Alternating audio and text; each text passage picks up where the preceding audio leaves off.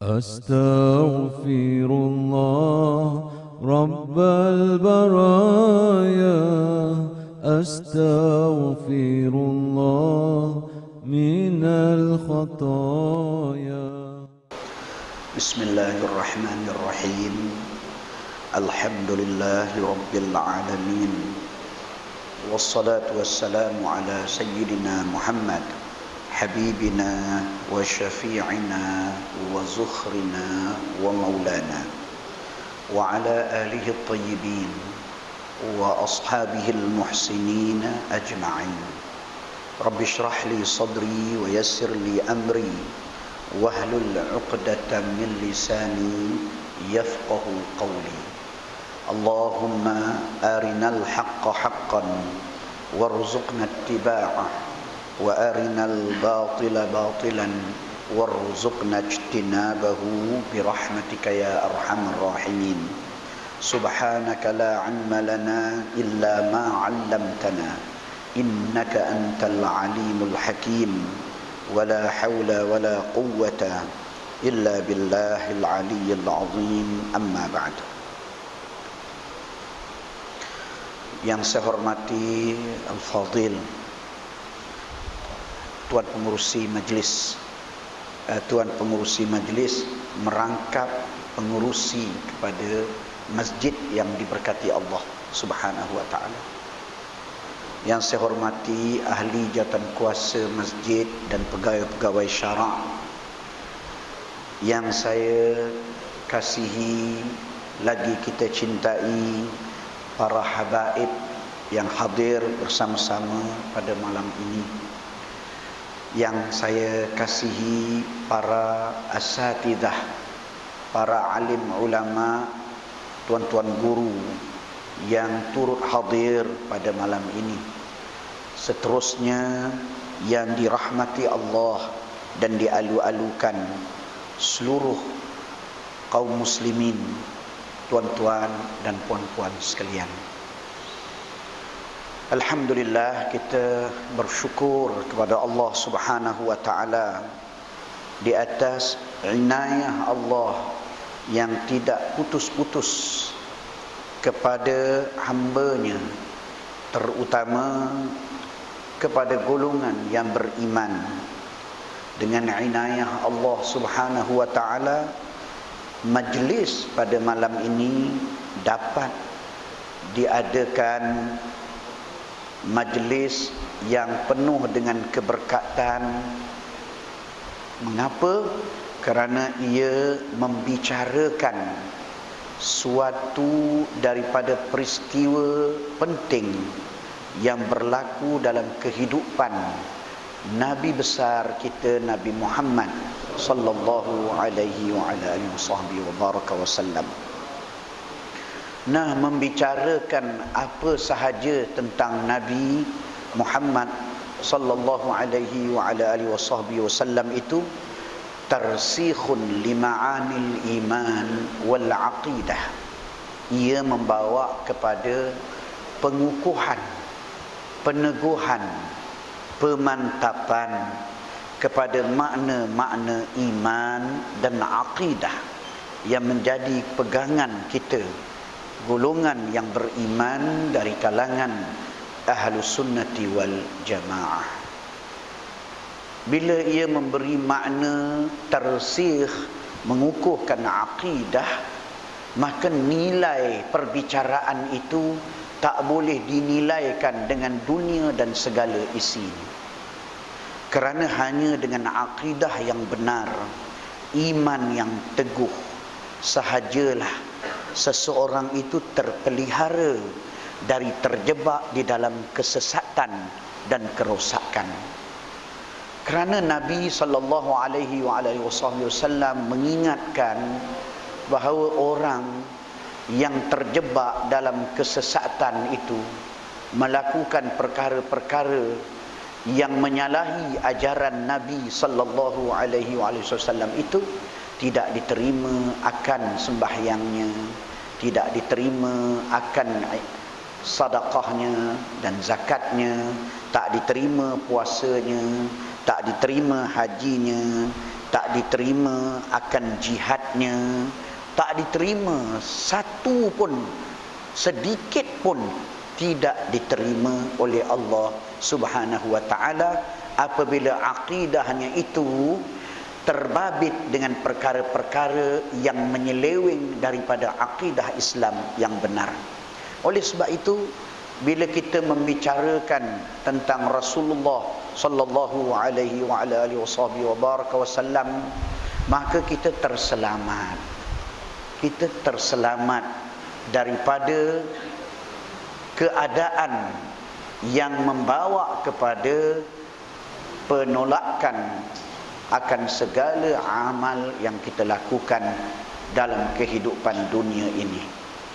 Ia membawa kita kepada keadaan yang selamat di atas jalan yang lurus kerana akidah yang teguh dan iman yang mantap. Sebab tu bila kita bicara tentang Rasulullah sallallahu alaihi wasallam, apa pun dari sudut peribadi syama'il baginda SAW, dari sudut sirah perjuangan baginda sallallahu alaihi wasallam, dari sudut kaum keluarga baginda sallallahu alaihi wasallam, dari sudut anak keturunan cucu cicit baginda sallallahu alaihi wasallam, daripada sudut ajaran baginda sallallahu alaihi wasallam di bidang akhlak, dari sudut syariat baginda sallallahu alaihi wasallam, daripada sudut pengorbanan baginda sallallahu alaihi wasallam, daripada sudut mi'raj baginda sallallahu alaihi wasallam, ala ayyi janibin min jawanibi al-hayah, ayyi janibin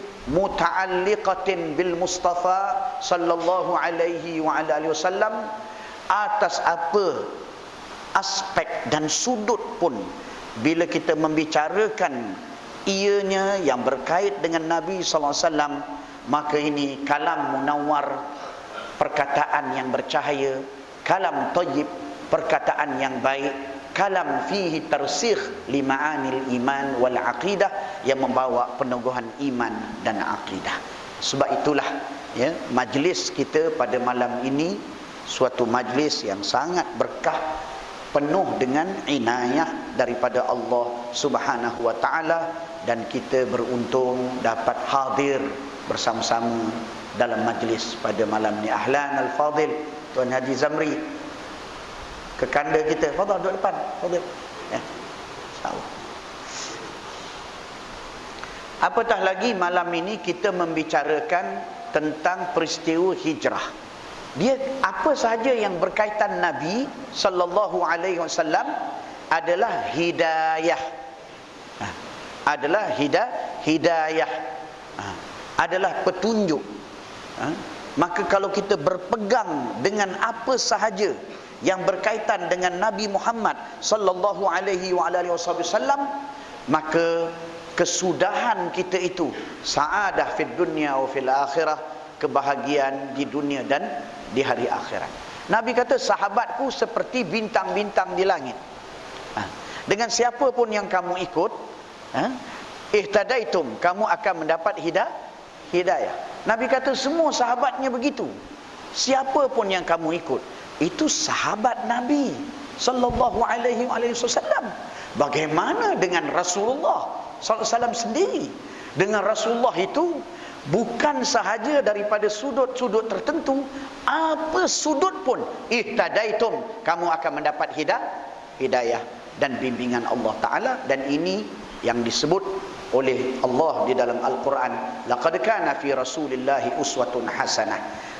Demi sesungguhnya pada diri Rasulullah SAW itu uswatun hasanah, iaitu suatu contoh yang terbaik bagi orang yang menginginkan keredaan Allah, orang yang mencari-cari keredaan Allah dan kebahagiaan hari akhirat.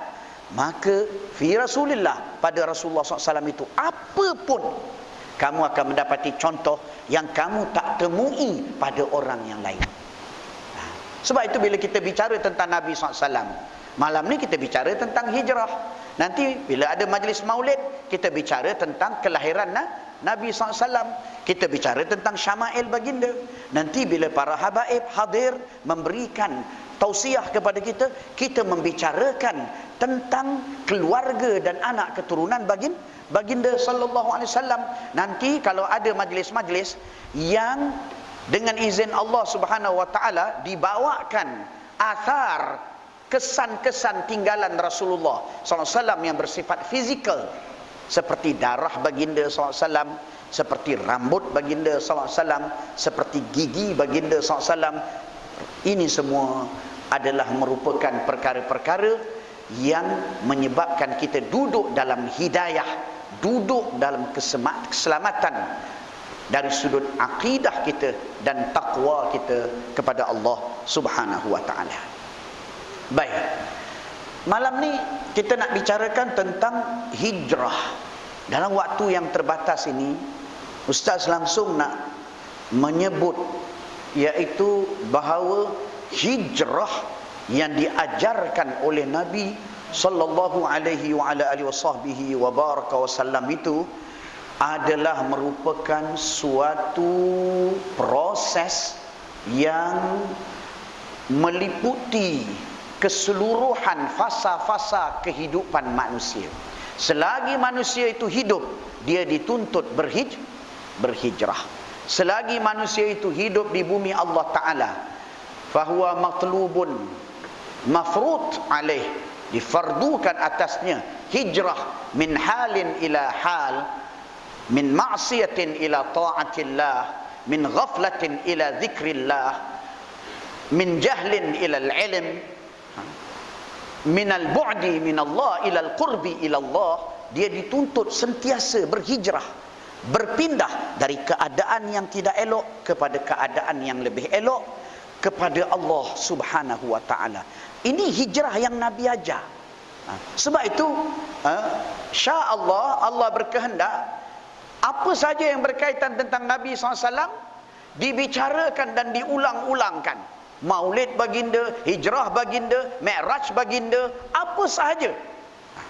Dalam hal ini hijrah baginda sallallahu alaihi wa ala alihi wasahbihi wa baraka wasallam. Hijrah ni adalah perkataan yang syar'i, ya, kerana terdapat lafaz hijrah itu di dalam Al-Quran dan sunnah Rasulullah sallallahu alaihi wa ala alihi wasahbihi wa baraka wasallam. Maka bila ada lafaznya dalam Quran, kita tak boleh memberikan suatu gambaran sekadar berdasarkan makna bahasa. Kita perlu memberikan gambaran menurut makna syaraknya, makna yang dikendaki di dalam Al-Quran dan sunnah Rasulullah sallallahu alaihi wasallam. Kerana bila kata ianya adalah merupakan lafaz yang syar'i, maka dia mempunyai bimbingan dan hidayah dan petunjuk yang menuntut kita mengamalkannya dalam kehidupan kita dengan betul dan tepat. Dalam hal ini Allah menyebut tentang hijrah pada perkataan moyangnya Rasulullah sallallahu alaihi wasallam, iaitu Sayyiduna Ibrahim alaihi salam.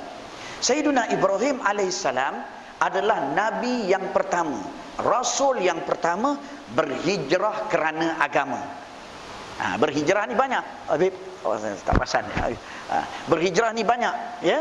Berhijrah kerana perniagaan, berhijrah kerana menuntut ilmu, berhijrah dengan sebab kita berpindah ke negeri yang lain, berhijrah dengan makna penghijrahan oleh penghijrahan satu kumpulan haiwan dari satu daerah seperti penyu ke tempat yang lain juga disebut hijrah dari sudut sainsnya. Itu dia. Tetapi hijrah dari sudut agama ni, hijrah dengan erti kata perintah Allah Ta'ala ini, yang mula-mula melakukannya ialah Sayyiduna Ibrahim alaihi salam, yang berhijrah meninggalkan Iraq menuju ke Syam. Sayyidina Ibrahim AS berdakwah siang malam untuk memimpin kaumnya keluar daripada penyembahan berhala kepada menyembah Allah yang tunggal. Macam-macam cara Nabi Ibrahim berhujah, tapi kaumnya tetap engkar, Bahkan sampai kepada suatu peringkat mereka bertindak sebagaimana yang diarahkan oleh raja mereka pada ketika itu, Namrus, membakar Sayyiduna Ibrahim alaihissalam. Jadi selepas daripada itu Nabi Ibrahim alaihissalam diperintah oleh Allah berhijrah, tinggalkan. Jadi orang-orang alim ni, ya, apabila sampai satu peringkat mereka tidak dihargai, maka Allah perintahkan, sudah, tinggalkan tempat itu. Tinggalkan. Maka Nabi Ibrahim alaihissalam diarahkan tinggal negeri Iraq itu. Ini musibah. Sampai hari ini negeri Iraq itu dilanda musibah kerana ditinggalkan oleh Nabi Ibrahim alaihissalam. Ini jangan musibah besar.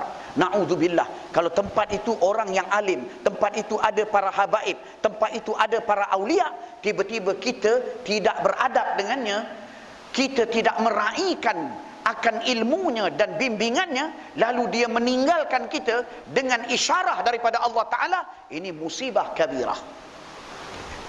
Saya ingat di kampung saya dulu, almarhum Muallim Haji Abdul Wahid, pak saudara saya, dia membangunkan pondok dengan pak saudara dia, Kiai Haji Abdul Rahman, datuk saya, rahimahumullah rahmatan wasi'ah.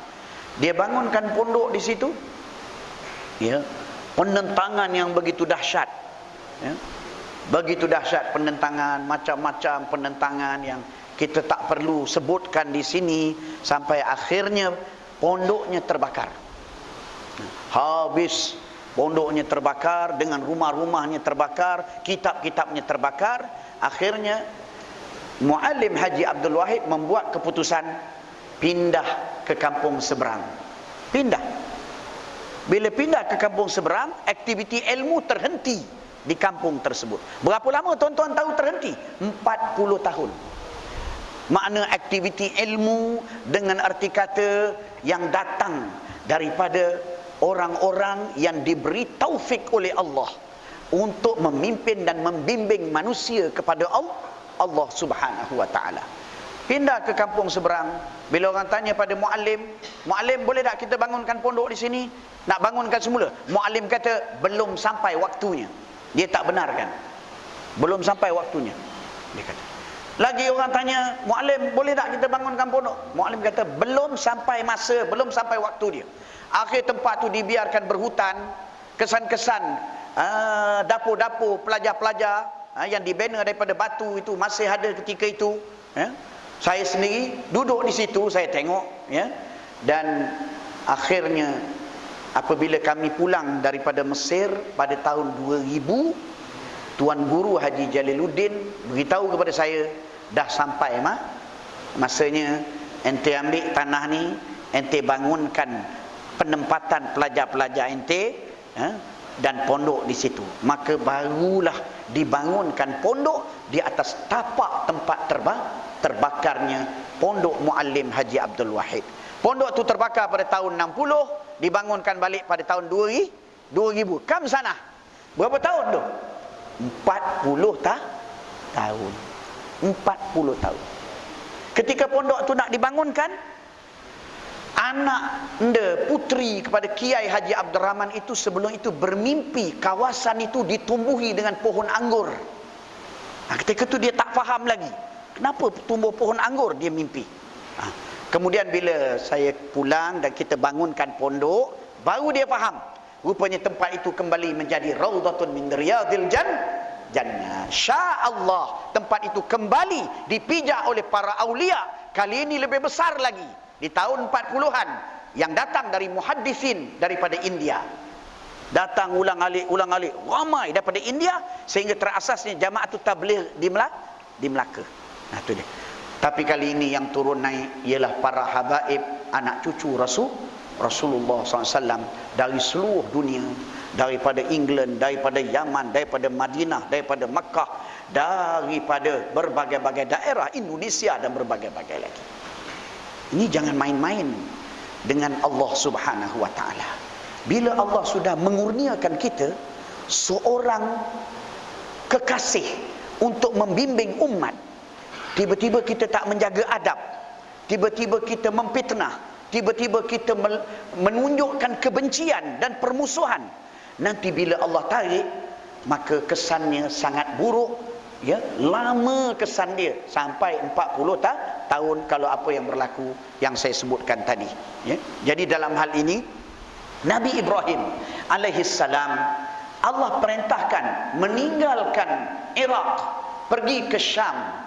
Sampai hari ini kita tengok negeri Iraq itu macam-macam musibah, macam-macam musibah. Na'udzubillah min zalik, kerana yang terpaksa keluar itu adalah seorang nabi dan rasul.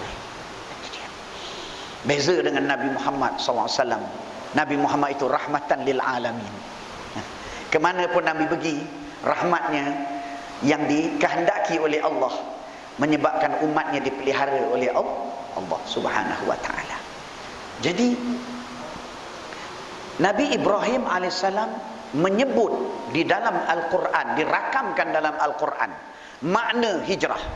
Nabi Ibrahim kata dalam perjalanan nak berhijrah, beliau singgah di rumah saudaranya Nabi Lut alaihissalam.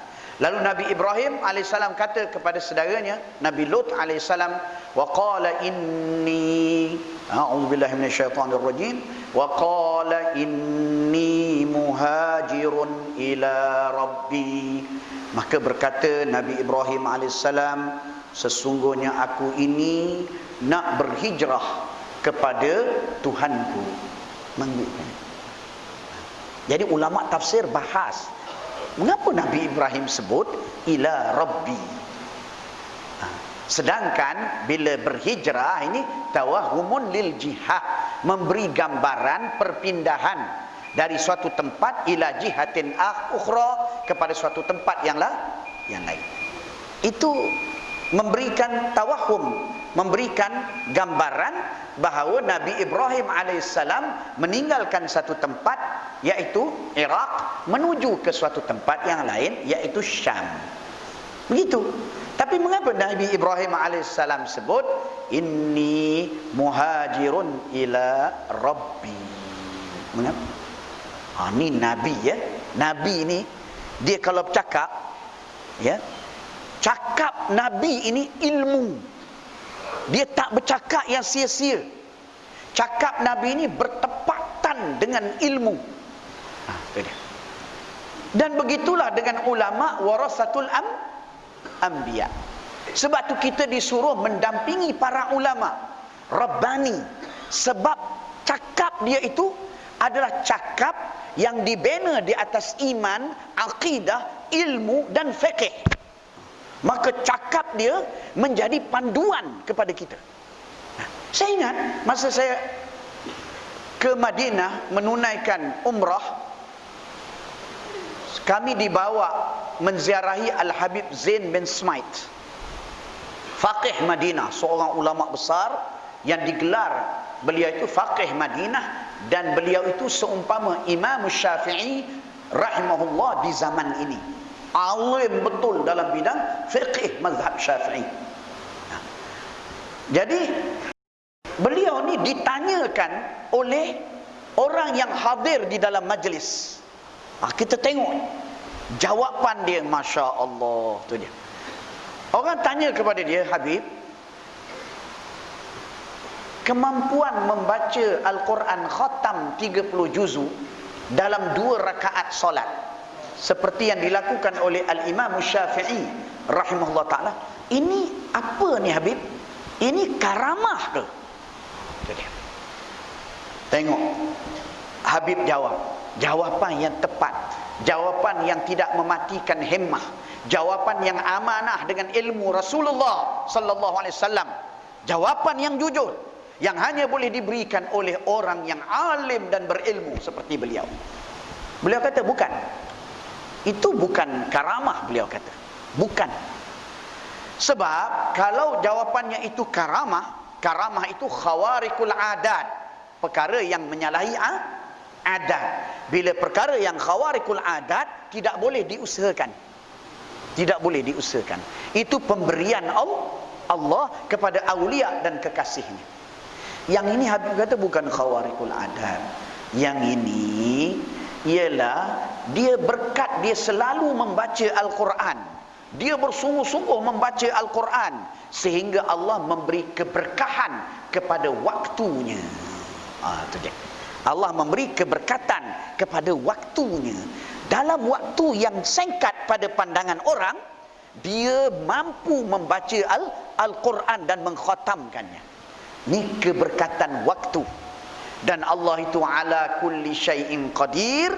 Dan Allah itu selepas memberi ni'matul ijad, memberi ni'matul imdad, kemudian kata Al-Imam Asy-Sya'rawi rahimahullah ta'ala, kalau orang itu syukur kepada Allah, menghargai nikmat itu dan menisbahkan nikmat itu minallah, daripada Allah, dia jaga betul-betul, dia menghayati nikmat itu sungguh-sungguh, memanfaatkannya. Kata Al-Imam Asy-Sya'rawi, nanti Allah bagi satu nikmat lagi, yang ketiga, yang dipanggil ni'matul barakah. Itu dia, ni'matul barakah.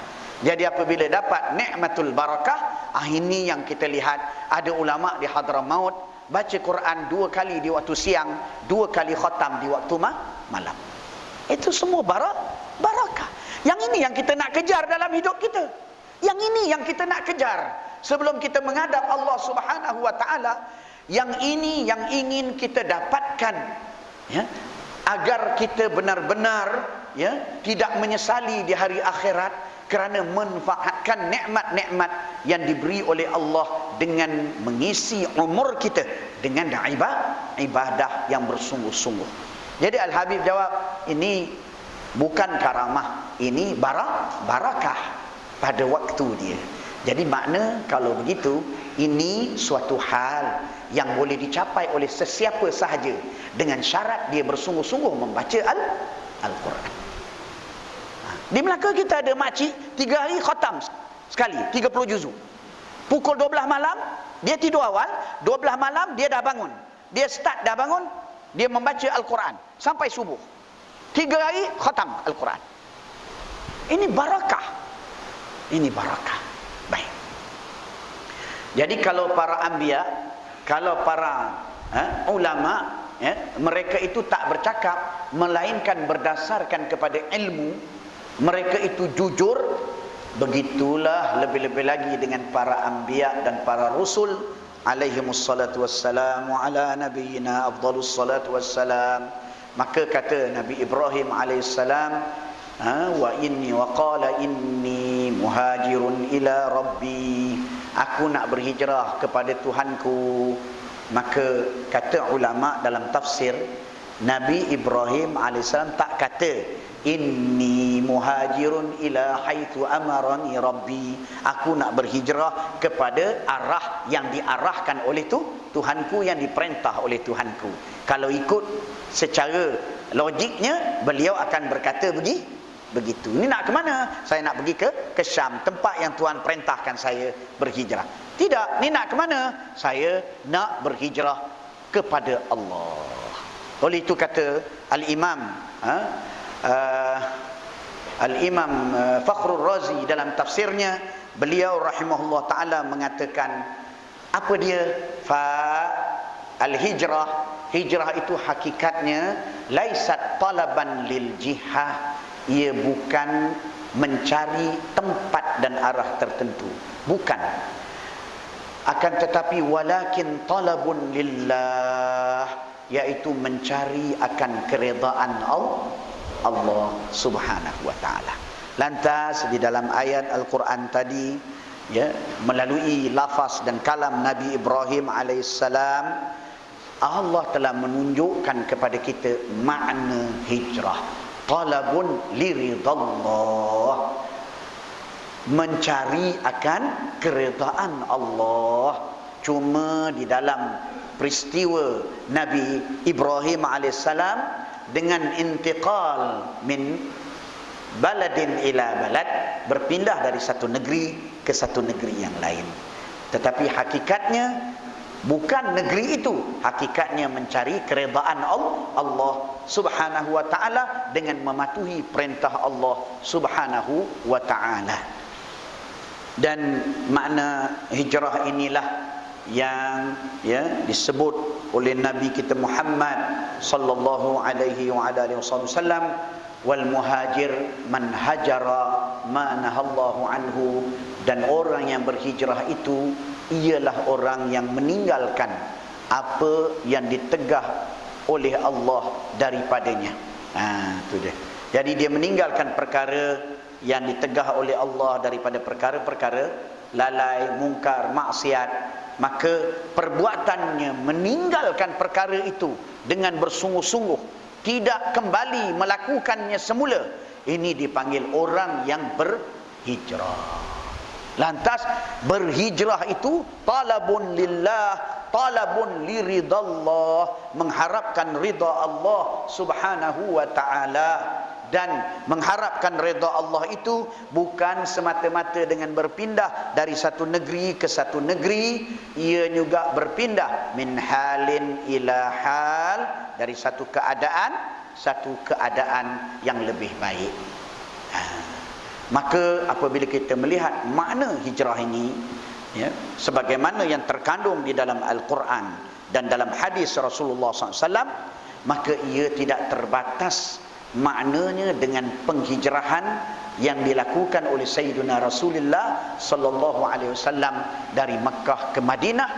Ia adalah penghijrahan dan peristiwa agung yang melalui pengorbanan yang maha dahsyat yang dilakukan oleh Nabi SAW dan para sahabat, sehingga berpindah ke Madinah dan membangunkan sebuah kerajaan Islam di Madinah yang menjadi pengkalan dakwah Rasulullah SAW ke seluruh alam. Itu baik. Lantas makna hijrah ini iaitu kita berusaha untuk mencapai keredaan Allah Subhanahu wa taala di dalam hidup kita ini dengan meninggalkan perkara-perkara yang mungkar dan ditegah oleh Allah Subhanahu wa taala. Muslimin dan muslimat yang dirahmati Allah, ini yang kita nak dapat sebagaimana yang telah dilakukan oleh para salafus saleh dalam kehidupan mereka, sehingga mereka itu mempunyai kekuatan iman yang luar biasa, akidah yang teguh, yang membuahkan akhlak yang ada pada Nabi kita Muhammad sallallahu alaihi wasallam, akhlak yang berlandaskan iman kepada Allah. Maka para salihin yang betul-betul berhijrah itu, maka kita boleh melihat contoh-contoh akhlak ini daripada mereka, dan ini yang kita nak dapatkan dalam kehidupan kita sebelum kita bertemu dengan Allah Subhanahu wa taala. Saya buat sebagai contoh, apabila seseorang itu meninggalkan perkara yang ditegah oleh Allah Subhanahu wa taala dan dia istiqamah di dalam ketaatannya kepada Allah sehingga berlaku peningkatan iman yang berterusan, akhirnya membuahkan akhlak dan sifat yang melekat pada dirinya sehingga dibawa dia bertemu dengan Allah Subhanahu wa taala. Akhlak yang lahir itu adalah buah daripada keimanan yang terhasil daripada hijrah itu. Betul-betul meninggalkan perkara mungkar, meninggalkan perkara maksiat, tidak terjebak di dalam perkara-perkara seperti itu. Kalau kita baca kisah-kisah para aulia dan para salihin, bagaimana mereka itu ada sebahagiannya orang-orang yang sebelum itu berada dalam kelalaian, lupa kepada Allah Subhanahu wa taala, tetapi apabila mereka itu bertaubat dengan taubatan nasuha, mereka itu menuntut ilmu dan mereka beramal sehingga mereka menjadi orang-orang yang disebut namanya fi diwanil aulia, di dalam senarai para aulia yang disusun oleh ulama-ulama dalam kitab mereka. Dan ada yang mereka itu dibesarkan dalam keadaan yang soleh, ya, dan mereka itu apa kita panggil semenjak usianya yang muda lagi sudah menunjukkan buah daripada keimanan itu. Kita ambil sebagai contoh lah, ya, yang kita nak jadikan sebagai suatu standar yang ingin kita capai dalam hidup kita dan dalam hijrah kita kepada Allah Subhanahu wa taala. Saya ambil sebagai contoh ya, dari sudut buah iman, iaitu tawaduk. Ada buah iman daripada sudut menyebarkan ilmu, dakwah. Ada buah iman daripada sudut zuhudnya. Jadi kita ambil contoh dari sudut tawaduk ya. Ada seorang ulama besar di India, seorang muhaddis, Maulana ya, diceritakan kepada saya sendiri oleh muridnya. Muridnya sudah meninggal dan wafat di Madinah dan dimakamkan di Baqi', di mana beliau beritahu kepada saya, pernah suatu ketika di zaman beliau belajar di India, jadi satu malam beliau sakit perut. Lantas beliau keluar tengah malam untuk buang air. Bila beliau sampai di tempat pembuangan air, beliau melihat seolah-olahnya kelibat gurunya berada di situ. Kelibat gurunya, maulananya, ulama, muhaddis itu ada di situ. Maka beliau pergi perlahan-lahan melihat, menyelidik, tengok betul sungguh orang itu adalah maulana, ulama besar di tempat tersebut. Jadi anak muridnya rasa hairan. Macam mana maulana buat kerja pikul tong najis ni? Dia ambil tong najis yang penuh dan dia kosongkan, kemudian dia letak semula di situ. Jadi dia orang buang air, di bawahnya ada tong najis. Baik. Jadi bila tong tu penuh, ada yang bertugas mengosongkannya kembali dan meletak di situ semula. Jadi yang melakukan pada malam itu, bila dilihat, ialah tuan guru di situ, maulana, muhaddis di situ. Jadi murid dia terkejut. Sebab apa maulana buat begini? Dia kata, "Shh, diam," kata dia. Rahsiakan. Jadi, sebab apa maulana buat begini? Kata dia, "Aku ni terlalu dimuliakan oleh masyarakat. Mereka sangat menyanjung, memuliakan beliau sebagai seorang ulama hadis, maka beliau mahu kekal merasa kecil di hadapan Allah Subhanahu wa taala. Mahu memelihara hatinya daripada sifat takabur dan meninggikan diri. Jadi dengan sebab itu beliau melakukan kerja tersebut, berkhidmat kepada murid-muridnya dengan membersihkan tong najis yang menjadi tempat murid-muridnya buang air.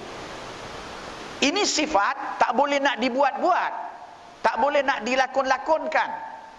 Ini sifat yang merupakan buah daripada keimanan yang teguh, iman orang yang menjauhi maksiat dan kemungkaran. Maka dia melahirkan buah ataupun akhlak ataupun maqam dan pangkat yang dipanggil tawaduk. Ini tawaduk yang sebenar. Tawaduk yang sebenar. Jadi ini yang kita nak dapatkan, sifat-sifat yang diajar oleh Nabi Muhammad sallallahu alaihi wasallam. Sifat yang dulunya pada diri Nabi sallallahu alaihi wasallam diajarkan kepada umat. Sifat yang tak mungkin melekat pada tubuh orang yang tak mempunyai iman yang teguh dan kukuh. Sifat yang tak mungkin muncul di dalam diri orang yang tidak berhijrah meninggalkan perkara-perkara yang ditegah oleh Allah Subhanahu wa taala. Ni sifat tawaduk. Ni sebagai contoh. Manzilah atau manazil dan maqamat para salihin itu adalah sangat banyak. Ini sebagai satu contoh. Contoh yang kedua, kita cuba dapatkan sifat ini pada diri kita sebelum kita kembali kepada Allah Subhanahu wa taala. Contoh yang kedua ialah sifatul wara. Sifat wara. Ada orang dengan sebab pangkat keimanannya, maka Allah mengurniakan kepada dia sifat wara yang luar biasa. Wara yang sungguh-sungguh. Antaranya dua kisah yang saya nak bawa. Kisah seorang Habib yang menjadi penjaga pudu jail. Dia Habib, tapi dia bertugas sebagai jaga di penjara. Setiap kali dia menerima gaji dia, maka beliau rahimahullah rahmatan wasi'ah akan membahagi gajinya tu kepada dua bahagian. Yang akan pecah pada dua bahagian. Satu bahagian dia pulangkan semula. Satu bahagian dia ambil. Lalu ditanya oleh ketua penjara, ya, kenapa dia buat begitu? Dia, bila ketua penjara tu nak bagi kat dia, dia tak mau, dia pulangkan. Maka ditanya kenapa dia buat begitu, kenapa dia bahagikan gaji yang telah diberikan. Setiap bulan dia buat macam tu. Kenapa? Dia kata, ketika saya berjaga, saya terlelap, saya tertidur, letih mungkin dan sebagainya. Maka malam-malam yang saya terlelap, ketika saya menjaga penjara, maka bahagian itu saya keluarkan dan saya pulangkan semula. Saya tak mahu ambil. Saya tak mahu ambil kerana saya tidak menunaikan tugas pada malam tu kerana terlelap. Ini muntahal wara'. Ini wara' macam ni tak boleh dilakon-lakonkan. Ini wara' hanya lahir dengan iman orang yang benar-benar meninggalkan perkara yang ditegah oleh Allah Ta'ala. Yang ini yang kita nak capai. Yang ini yang kita nak capai dalam hidup kita. Jadi wara' sampai boleh tolak duit kerana menganggap duit itu syubhat, kerana beliau berjaga pada malam itu dalam keadaan dia terlelap. Orang macam ni kalau memimpin umat, selamat dunia. Ya. Orang macam tadi yang di India, kalau memimpin umat, selamat dunia. Selamat. Baik. Contoh yang kedua wara' ini yang kita nak dapat dalam hidup kita, tuan-tuan, ya, iaitu seperti Al-Habib Ali Al-Idrus di Batu Pahat, rahimahullah rahmatan wasi'ah. Kisah tentang beliau ni, ya, sehingga dibukukan oleh Al-Habib Saleh Al-Idrus. Pelajaran daripada akhlak dan peribadi beliau, rahimahullah rahmatan wasi'ah. Pernah suatu ketika, ni nak beritahu muntahal wara'. Pernah suatu ketika orang menziarah ke rumah dia, bawa buah rambutan. Bawa buah rambutan, ya. Maklumlah musim rambutan. Bila agaknya orang ni tak pernah pergi rumah dia agaknya.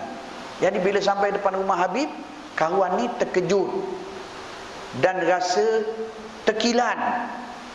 Kenapa? Kerana keliling rumah Habib tu ada pokok rambutan. Keliling rumah Habib tu ada pokok rambutan. Jadi maknanya buah tangan rambutan yang dibawa itu nilainya sudah kurang.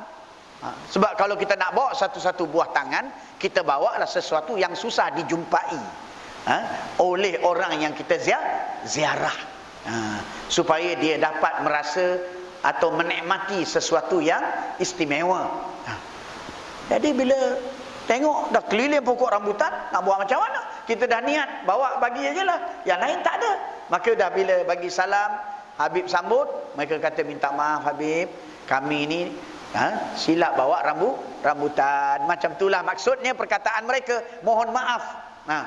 Habib kata, Masya Allah, terima kasih, terima syukran, jazakumullah. Ucapan terima kasih yang bertalu-talu kerana saya dah lama nak makan rambutan. Tapi orang tak bawa rambutan. Saya dah lama nak makan rambutan. Jadi tetamu ni heran. Sebab keliling rumah dia tu buah rambutan merah-merah semua. Jadi dia kata, Beb, kan rumah Habib keliling ni pokok rambutan, kan? Terus dijawab oleh Al-Habib rahimahullah rahmatan wasi'ah, saya ini rambutan tuan rumah, saya sewa rumahnya, saya tak sewa pokok rambutan. Ini muntahal wara'. Nama rambutan depan mata jatuh sebiji-sebiji, dia tak usik sebiji pun. Sebab bagi dia sewa itu sewa rumahnya. Walhal tentulah tuan rumah dah halalkan, makanlah Habib, tak ada masalah. Tapi tak, ini warak, ya, maka menyebabkan beliau tak menyentuh buah rambutan tersebut. Ini sifat yang ada pada Nabi kita Muhammad sallallahu alaihi wasallam, yang Nabi ajar akhlak itu kepada umat, yang akhlak itu tak tumbuh dan tidak akan menjadi maqam dan pangkat melainkan dengan iman yang terhasil daripada man hajara ma nahallahu anhu. Orang yang meninggal apa yang ditegah oleh Allah daripadanya. Orang inilah yang imannya betul-betul kuat sehingga mengeluarkan buah yang dipanggil sifat-sifat dan akhlak-akhlak an-nubuwah yang ada pada Nabi Muhammad sallallahu alaihi wasallam. Ini contoh al-wara. Kalau kita lihat pula lagi kepada contoh-contoh yang lain, contoh-contoh dari sudut tawakal yang luar biasa. Sebagai contoh tawakal yang luar biasa, saya boleh bacakan di sini, ya, bagaimana Al-Habib Ali bin Muhammad Al-Habsyi radhiyallahu taala anhu wa rahimahullah rahmatan wasi'ah. Beliau ini seorang ulama besar, ya, di Hadramaut. Seorang ulama besar di Hadramaut yang mengasaskan rubat yang terkenal, yang rubatnya ini, pondoknya ini melahirkan para aulia yang menyebarkan ilmu di seluruh Hadramaut. Beliau ini rahimahullah rahmatan wasi'ah cakap pada orang yang berkhidmat dengan beliau, sahabat yang rapat dengan beliau. Kata beliau apa dia? Azamtu ala bina'ir ribat. Aku berazam nak membina madrasah, kata dia. Wa ma'i 30 qurush, dan aku ni hanya ada 30 qurush saja. 30 sen saja. Jadi aku hanya ada 30 sen saja, 30 qurush, tapi aku nak membangunkan madrasah. Ini dia. Tawakal yang tinggi kepada Allah, keadaan ekonomi yang begitu tidak menghalang daripada dakwah.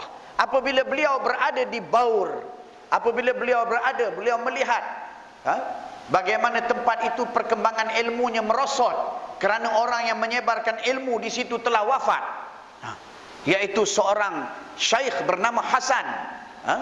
Hasan, beliau ini telah wafat. Maka akhirnya perkembangan ilmu situ menjadi lemah. Beliau duduk di situ dan beliau menyebarkan ilmu dan beliau mengajar, ya, dan beliau bercadang membangunkan rubat di kota Saiwun. Dengan ketika beliau mencadangkan tu, beliau kata, aku hanya ada 30 qurush sahaja. Tapi dengan tawakal yang tinggi, semangat dakwah yang tinggi, akhirnya terbangun rubat yang mengeluarkan ulama-ulama yang rabbani minal awliya was-siddiq. Ini tawakal yang sangat tinggi kepada Allah, i'timad yang sangat kuat kepada Allah Subhanahu wa taala. Dan beliau berkata, ya, bagaina banuqimu syiar al-ilmi, kami nak membangunkan syiar ilmu fi baladina, di negeri kita, nak bangunkan rubat, nak bangunkan madrasah. Banuqimus surah, kita akan bangunkan rupa madrasah itu. Wallahu yuqimul makna, tetapi maknanya itu dikurniakan oleh Allah Subhanahu wa taala. Tengok ni, ya, ulama rabbani yang faham, ya, bahawa kerja-kerja membina sebuah pusat yang mendidik umat itu tak boleh tidak pembangunnya itu kena kuat tawakalnya kepada Allah, kena muttasil billah, kena berhubung sentiasa dengan Allah, menjaga adab kehambaannya kepada Allah. Sebab murid-muridnya itu nak menjadi orang yang soleh, makna tawaduk, makna tawakal, makna cintakan Allah, makna cintakan Rasul, makna cintakan akhirat, makna sabar, makna pengorbanan. Ini kullu hadhil ma'ani min ma'anil iman mustahil dapat diberi oleh sesiapa melainkan Allah Subhanahu wa taala. Jadi Masya Allah, kita lihat, ya, di dalam kehidupan para salihin ini sifat-sifat, yang lahir daripada keimanan mereka kepada Allah Subhanahu wa ta'ala, yang merupakan suatu keadaan yang kita dalam membicarakan hijrah pada malam ini perlu menjadikan sebagai kayu ukuran dan juga standar yang kita jadikan untuk mengukur sejauh manakah kita benar-benar telah berhijrah. Adakah telah lahir pada diri kita sifat-sifat daripada sifat-sifat tersebut yang menjadi akhlak dan kepribadian kita. Sama ada daripada sifat waraknya, ataupun daripada sifat tawaduknya, ataupun daripada sifat kecintaan untuk membimbing manusia kepada Allah Subhanahu wa ta'ala, ataupun daripada sifat zuhudnya. Seperti seorang Syekh Ahmad Syahid namanya, seorang ulama besar India, yang apabila beliau nak mengerjakan haji, murid-muridnya bertungkus lumus mengumpulkan harta, membeli untuknya tiket naik kapal yang paling kita panggil mewah sekali. Naik kapal yang paling mewah untuk perjalanan gurunya ke Mekah. Jadi bila diberitahukan kepada dia, dia menolaknya. Kata dia, bagi aku dunia ini adalah umpama bangkai sahaja. Dia tak mau. Dia mau naik kapal macam orang yang lain juga pergi haji. Dia tak mau bermewah-mewah begitu. Ini sifat zuhud yang tak boleh kita nak lakon-lakonkan. Ia sifat yang lahir daripada keimanan dan juga pergantungan yang kuat kepada Allah Subhanahu wa ta'ala. Muslimin dan muslimat yang dirahmati Allah, baki lagi Ustaz nak sebut, kita nak berhijrah ni, namanya hijrah memerlukan kesungguhan, kerana hijrah ni dari sudut bahasa, kata ulama, apa dia? Iaitu meninggalkan sesuatu yang tarkus syai' kana mulaziman lahu, meninggalkan sesuatu yang mulazim, yang berlaziman dengannya. Sama ada tempat, sama ada adat, sama ada akhlak, ataupun perangai laku, sifat peribadi. Maka dia nak meninggalkan sesuatu yang melazimi dia. Dia nak lepaskan dirinya daripada sifat-sifat yang tidak elok itu, memerlukan mujahadah, memerlukan kesungguhan. Kalau tidak nanti dia jadi macam orang Kedah kata pimai tangtu. Dia tak jadi hijrah. Jadi daripada umur muda macam ni sampai umur 80 tahun, dia tetap lagi berperangai dengan perangai yang tak elok, kerana tidak ada hijrah yang bersungguh-sungguh, tidak ada mujahadah yang bersungguh-sungguh. Tetapi apabila dia bermujahadah bersungguh-sungguh, melawan betul-betul akan kebiasaannya yang buruk, maka disitulah berlaku hijrah, dan disitulah yang akan menyebabkan imannya itu meningkat. Dan untuk kita dapat mencapai keadaan hijrah demikian dan menjadi kuat untuk bermujahadah, maka ulama-ulama menganjur dan mengajar kepada kita sebagaimana yang diajarkan oleh Allah di dalam Al-Quran, yaitu firman Allah Subhanahu wa ta'ala, ya ayyuhalladzina amanu taqullaha wa kunu ma'as sadiqin. Wahai orang-orang yang beriman, bertakwalah kepada Allah, dan hendaklah kamu bersama dengan orang-orang yang benar. Maka untuk kita menjadi manusia yang benar-benar berhijrah, maka kita mesti mengikat diri kita dengan orang-orang yang benar, bersama dengan orang-orang yang saleh, bersama dengan ulama-ulama yang rabbani. Apabila kita melazimi mereka, barulah kita mempunyai kekuatan untuk meninggalkan adat kebiasaan yang menghalang dan menghijab kita daripada hijrah yang sebenarnya. Dan dalam hal ini Rasulullah SAW berpesan, ya, di dalam suatu hadis Nabi berpesan kepada kita, ya, dalam suatu hadis yang sahih, yaitu sabda Rasulullah sallallahu alaihi wa ala alihi wasallam, inni tarikum fikum ma in tamassaktum bihi lan tadillu ba'di. Allah, ya. Ahaduhuma a'zamu minal akhar, kitaballahi hablum mamdudun minas samai ilal ardi wa itrati ahli baiti, atau kama qala.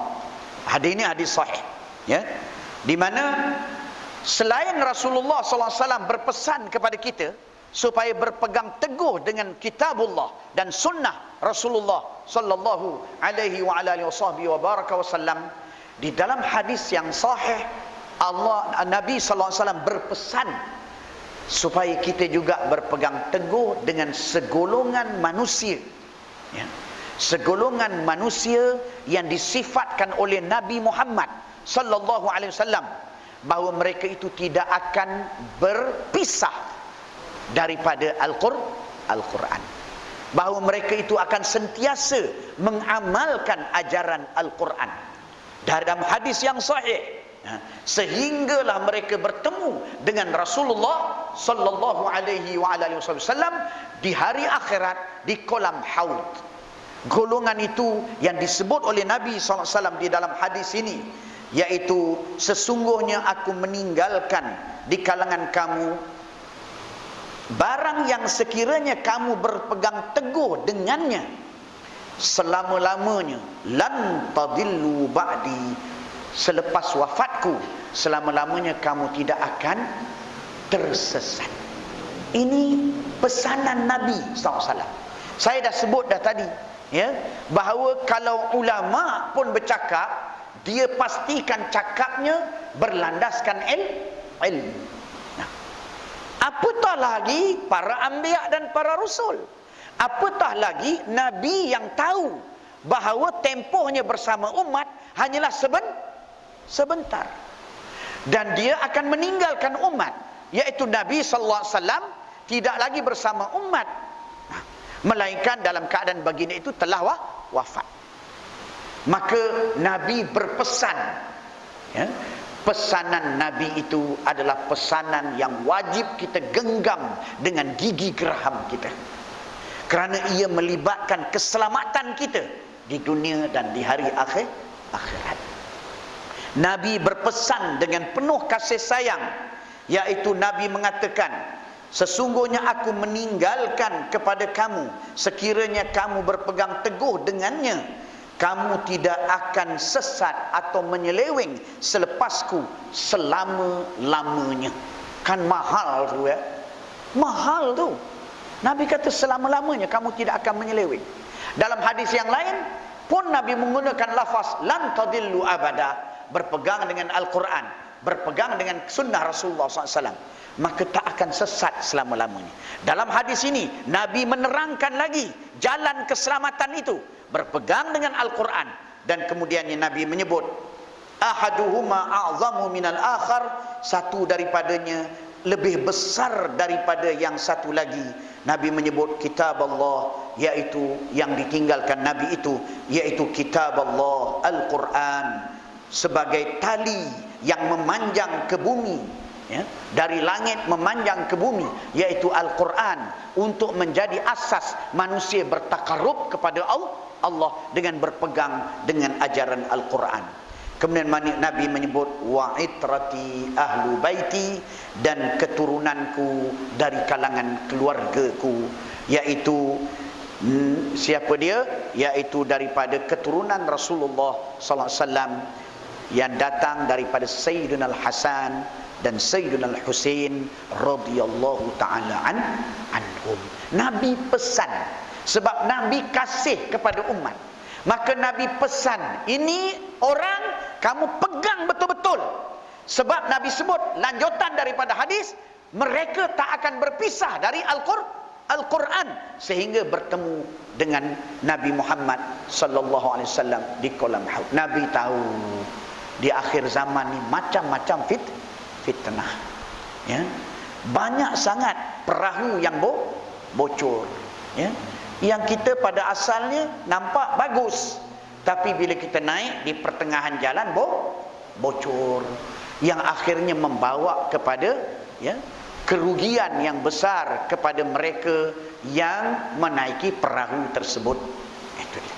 Maka Nabi pesan, golongan ini apabila kamu ikut, maka mereka itu bukan daripada kalangan orang yang berkhianat kepada Al-Quran, maka kamu akan selamat bertemu dengan Allah Subhanahu wa taala dalam keadaan yang istiqamah.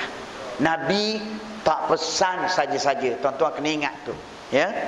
Jadi dalam hal ini golongan yang disebut wa itrati ahlu baiti, iaitu keturunanku, kaum keluargaku ini, takdir Allah Subhanahu wa taala seperti yang disebut oleh guru kami Al-Syekh Dr. Ali Jum'ah, ya, kata dia, ya, tak kurang daripada 4 juta ahlul bait yang ada di seluruh dunia pada hari ini. Itu yang rasmi, itu yang rasmi, itu dia, tak kurang dari 4 juta orang.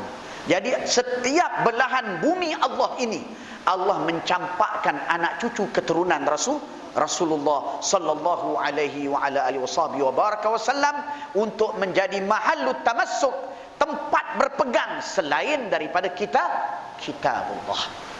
Pegang, kerana mereka itu menjadi qudwah yang soleh, dan mereka itu adalah orang-orang yang berpegang dengan ajaran Al-Quran dunat talawun, tanpa berwarna-warni. Paginya macam ni, petang warnanya lain, tengah malam berubah warna, subuhnya lain pula, ya, sehingga menjadi keliru di kalangan umat. Mereka tidak. Pergilah ke Hadramaut sana, tuan-tuan tengoklah keadaan kehidupan ahlu baitin Nabi sallallahu alaihi wa ala alihi wasallam. Pengalaman saya pergi menziarahi Al-Habib Umar bin Abdul Rahman Al-Jufri hafizahullah ta'ala. Habib Umar ni jutawan, ada hotel di Madinah, hotel besar, rumahnya 2, 3, 4 biji, jutawan.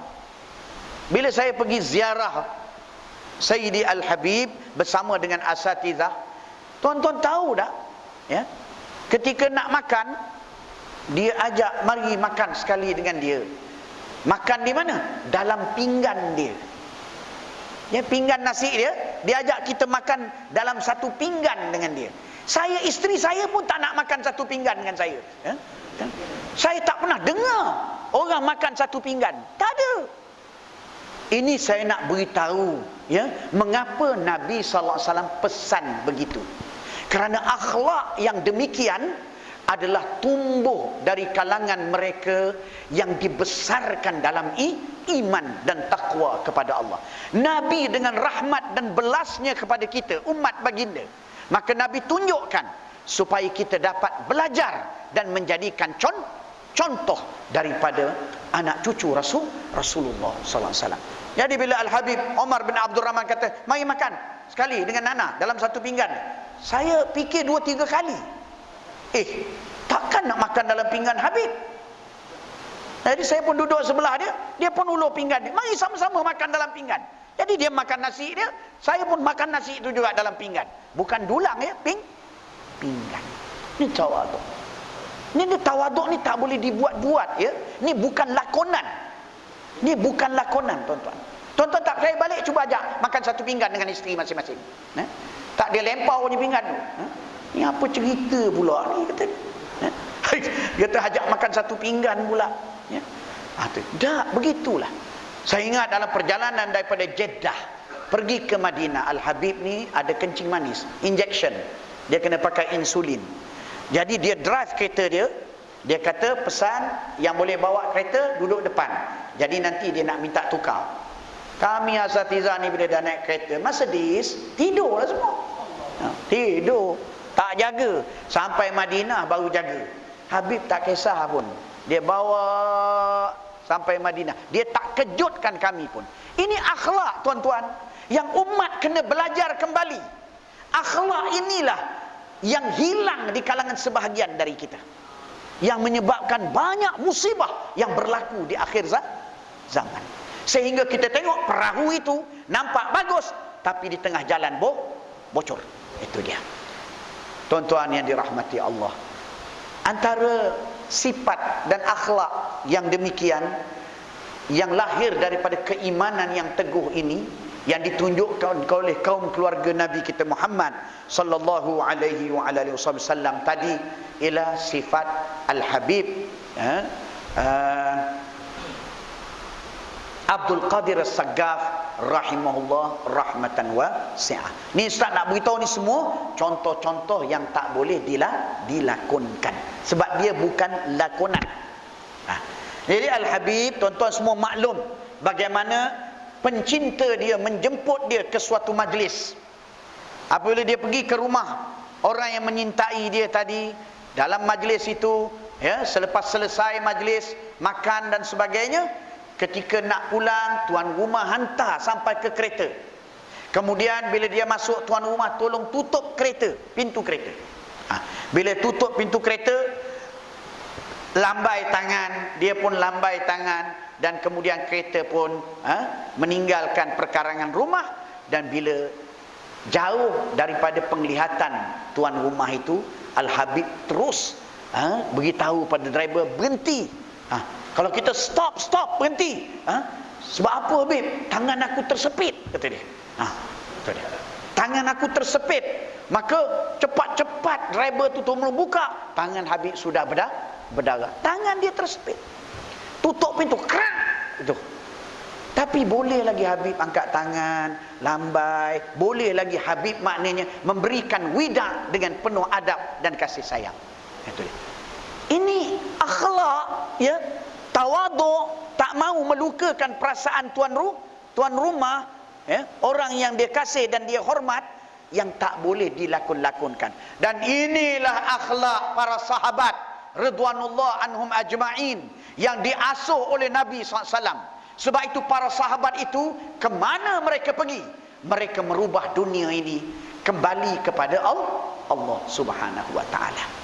Tuan-tuan bacalah dalam peperangan, silap saya peperangan Mu'tah, 3 orang sahabat ketika nak meninggal, ini tak boleh berlakon tuan-tuan, ya, tak boleh berlakon. Ketika nak meninggal sangat haus, lalu sahabat yang bertugas bawakan air kepada dia. Nah, minum. Ketika dia nak minum, dia dengar sahabatnya, air, aku haus, air. Ada lagi yang cedera parah. Lalu dia kata, sudah, kata dia, bagikan pada sahabatku, dia lebih memerlukan. Tuan-tuan bayang, tengah sakit macam tu, tengah nazak, dia boleh kata dahulukan sahabat dia. Kemudian bila dibawa air itu kepada sahabat dia, maka sahabat ini ketika nak minum, dengar sahabat yang ketiga, air, maka dahulukan sahabat dia. Maka dibawa air itu kepada sahabat yang ketiga. Bila sampai kepada sahabat yang ketiga, dia tak sempat minum kerana syahid.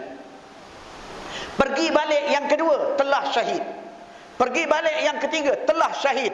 Ini akhlak yang Islam ajar kepada dunia. Ini akhlak yang Islam perkenalkan kepada kemanusiaan di dunia ini. Ini akhlak tak boleh cari di Amerika. Ini akhlak tak boleh cari di Britain. Ini akhlak tak boleh cari, melainkan di kalangan ahlul iman, sidqul iman. Hanya di kalangan orang-orang mukmin, sidqul iman, yang imannya adalah benar-benar iman yang tulus kepada Allah, berjuang menolak nafsunya, berjuang menjauhi maksiat dan kemungkaran. Mereka inilah yang tumbuh akhlak ini. Dan bila akhlak ini tumbuh, maka pada ketika itu akan nampaklah betapa agung dan indahnya Islam itu. Muslimin dan muslimat yang dirahmati Allah Subhanahu wa ta'ala, di zaman kita ini, maka Nabi berpesan, ya, kepada umat baginda supaya kita berpegang teguh dengan Al-Quran, berpegang teguh dengan sunnahnya Rasulullah SAW, dan berpegang teguh dengan kaum keluarga baginda sallallahu alaihi wa ala alihi wasallam. Maka di setiap belahan bumi Allah ini ada anak cucu Nabi, ya, yang kita tunggu untuk datang belajar, mengambil faedah ilmu dan juga didikan dan asuhan mereka, tuan-tuan. Tuan-tuan yang dirahmati Allah Subhanahu wa taala, kita dah pukul 9, 10. Apa yang ingin Ustaz kongsikan pada malam ini di atas tajuk hijrah ni, rasanya telah Ustaz sampaikan sekadar yang termampu, ya. Dan Ustaz berdoa kepada Allah supaya Ustaz sendiri dan yang hadir dapat mengamalkan apa yang telah kita bicarakan pada malam ini, supaya sebelum kita bertemu dengan Allah Subhanahu wa taala, kita benar-benar berada dalam suatu keadaan iman yang teguh dan mantap, akidah yang teguh dan mantap. Kita wafat dalam husnul khatimah, dalam keadaan meninggalkan kepada anak kaum keluarga kita contoh-contoh dan qudwah yang baik dari akhlak yang hasil dari keimanan yang teguh kepada Allah Subhanahu wa taala itu. Jadi Allahumma amin, jazakumullah khairan katsiran di atas kesabaran daripada semua hadirin dan hadirat yang hadir. Jazakumullah khairan katsiran di atas jemputan pada malam ini, ya. Mohon maaf atas sebarang kekurangan dalam penyampaian, ya. Dan insya-Allah Ustaz dengar bahawa insya-Allah nanti, ya, aktiviti pengajian ni akan makin rancak semula dan para habaib akan turun menyampaikan ilmu. Jangan lepaskan peluang. Saya ulang sekali lagi, apa yang Nabi pesan itu gigit betul-betul. Kita pasti akan selamat dengan jaminan daripada Allah Subhanahu wa taala bagi mereka yang mengikut Nabi Muhammad sallallahu alaihi wasallam. Wallahu a'lam bissawab. Aqulu qawli hadza wa astaghfirullahal azim li wa lakum. Wa sallallahu wasallama ala sayyidina Muhammad wa ala alihi wa sahbihi ajma'in. Walhamdulillahi rabbil alamin. Wassalamu alaikum warahmatullahi taala wabarakatuh.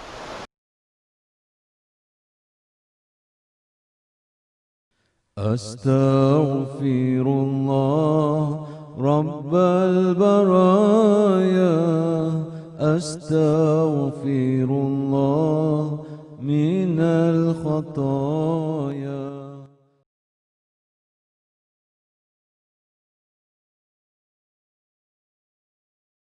أستغفر